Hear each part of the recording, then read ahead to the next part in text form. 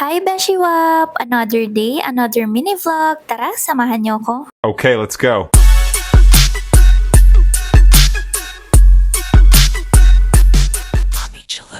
Eto na nga Beshi Wap, nandito na nga tayo sa Celas Garden. Sa harap ay very spacious naman yung parking nila. Nandito nga kami sa lobby at waiting para dun sa pina-reserve namin na transient. Total of 12 packs nga kami at dito kami magsistay for a few days. Namiss ko mag-mini vlog pati na rin mag-staycation. Ano naman, napakaganda nga ng nabook namin. Sa parang loft nila ay merong 3 queen size beds. Ito naman yung view galing dun sa loft bed. Maganda at maaliwalas naman itong unit namin. Fully air conditioned din and complete na rin yung mga gamit. Ito nga, nagsa-snack time muna at chikahan ang mga person. Meron na nga ding ref, microwave, tapos mga cabinets, may sofa, may aircon, may tables and chairs. Si Kian yung anak ko, tapos ito naman si Amy, pinsan ko. Tapos ito na nga, syempre nag-swimming na ang mga person. Ipapayag na hindi magsiswimming pagdating, di ba? So enjoy nga si Aqua dun o nakakapit sa daddy niya. Ito naman si Ate Mandy, pinsan ko din. So ito nga, nag-order lang din kami ng mga machichicha. Ang mamahal nga lang ng mga tinda nila dito pero sobrang sarap nga naman talaga. Namang si Aqua, walang pinipiling lugar kahit saan makulit pa rin.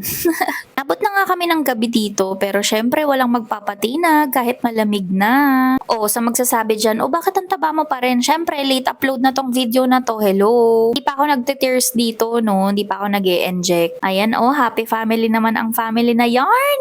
Lord, please, more ganito pa po sa susunod. Ano nga, yumaman na ako para every month may mga ganap na ganito, yung mga staycation, out of town, o diba, lakas makamayaman. Tiyari! Kung alam nyo ba, inabot kami ng hanggang anong oras dito, magsasara na lang yung pool area, kami na lang natira dito ng pamilya ko. Diyos ko po, mga adik sa swimming pool talaga ang mga batang ito. Sobrang cute nga dyan ako, tingnan niya naman, enjoy na enjoy talaga siya mag-swimming. Nabagay yung nickname niya sa kanya. At ito nga yung katawan ko dati nung hindi pa ako nagtitears. Guys, tingnan nyo naman yung tiyan na yan, it's very not giving. O siya, yun lang muna yung day 1, antayin nyo na lang yung day 2. Thanks for watching, bye!